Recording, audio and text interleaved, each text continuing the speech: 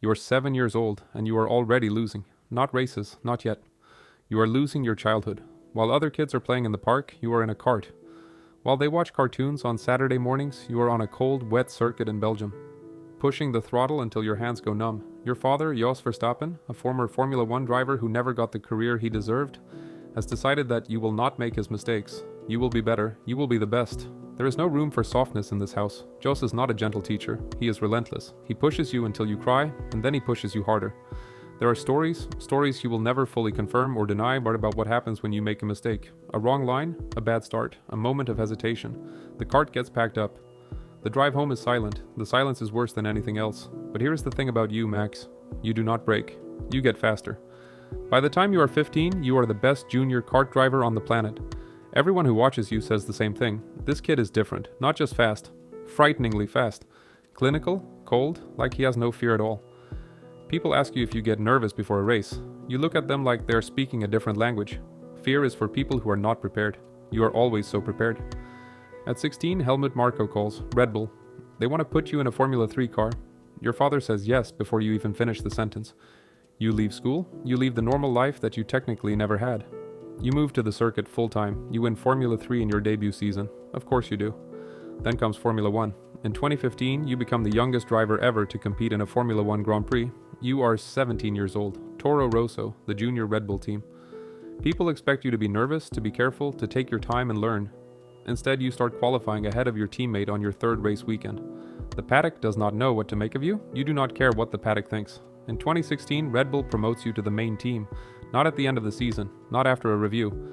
Halfway through the year, they pull Daniel Kvyat and put you in the car for the Spanish Grand Prix. You are 18 years old. You win on your debut. Let that land for a second. Your first race for Red Bull, your first race at this level of machinery, you win.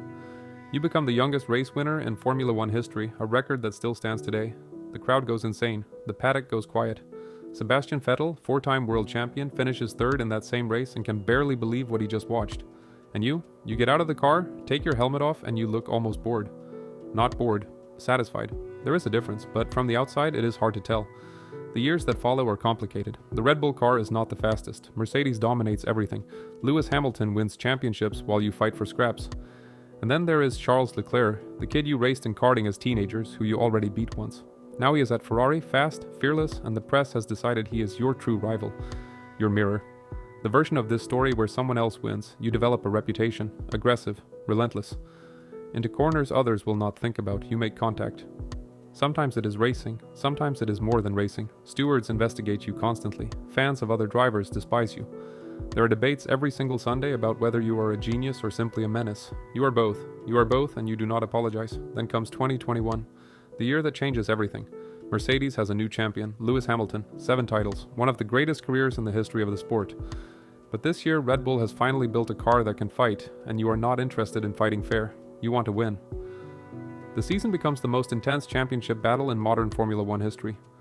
You and Hamilton trade wins, trade positions, trade collisions, Silverstone, Monza.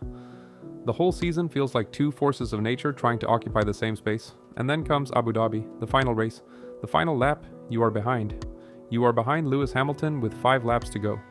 Not just behind, you are losing the championship. On the final lap of the final race of the season, this title is slipping through your fingers and there is nothing you can do about it. Then Nicholas Latifi crashes. Safety car. The track goes yellow. And what happens next is the most controversial moment in modern Formula 1 history. Race director Michael Masi makes a decision that breaks multiple rules that is still debated to this day, that allows you to close the gap to Hamilton on new tires in the final lap. 1 lap, everything. You remember everything. That is both your greatest strength and your quiet curse. You do not forget a slight. You do not forget a criticism. Every journalist who wrote you off, every fan who called you lucky, every rival who suggested the title was illegitimate, you store all of it, not out of bitterness, out of fuel. You use the doubt like a battery. In 2022, the FIA changes the technical regulations. New cars, new era. Red Bull, under Adrian Newey, produces the fastest machine on the grid. You win 15 races, 15 out of 22. The championship is not a battle, it is a coronation. You are dominant in a way Formula 1 has not seen in years. People start to say the car is doing the work. You hear them. In 2023, you win 21 of 22 races, 21 victories in a single season. The greatest single-season performance in the history of the sport. Records that stood for decades simply disappear. Most wins in a season, most wins in a row, most points ever. One by one, they fall. The records are not what drive you, the records are just proof. Something strange happens as you get closer to untouchable. The sport stops celebrating you and starts resenting you. The casual fans find you boring, too good, too consistent. No drama when you are at the front because there is no competition at all. You do not make it easy for them to love you. You are not interested in being loved. You are interested in winning. Off the camera, people who know you describe someone completely different. Funny, loyal, brutally honest, but warm with the people he trusts. You love sim racing, not for practice, but because you genuinely enjoy competing. You hate paddock politics. You say exactly what you think in press conferences, and the media never knows what to do with a driver who refuses to perform. Your relationship with Kelly Piquet becomes public. You become a father. There is a version of you the cameras never capture. Relaxed, laughing, away from the circuit, and it looks nothing like the machine that shows up on Sundays. But on Sunday, the machine shows up every time. 2024 arrives and something shifts. Red Bull loses performance, McLaren catches up, Ferrari catches up. For the first time in years, you have to truly fight. Lando Norris pushes you, Carlos Sainz pushes you. And Charles Leclerc, the kid from karting, your mirror, the one the press always said would eventually beat you, is in a Ferrari now fast enough to try, races you do not win. Qualifying sessions where someone else is simply faster. The paddock watches, curious. Can you still win when the car is not the best? You answer the only way you know how. You drag points from weekends where you have no right to be competitive. You make the car work on circuits that do not suit it. You manage tires like a surgeon. You make calls your engineers only understand 3 laps later. You win the championship for the 4th time. Not because you have the fastest car, because you are the best driver on the grid. 4 titles. 27 years old, and you are not finished. Not yet. You are not performing, you are competing. Most athletes understand their role, hero, villain, comeback kid. They give the camera what it wants. They speak carefully to protect their brand. You do none of that. You say what you think. You criticize rules. You skip events that feel pointless. The Formula One machine, built on glamour and managed star power, does not know what to do with a champion who does not care. And that maybe is the most Max Verstappen thing of all. Everyone else is playing Formula One. You are just driving.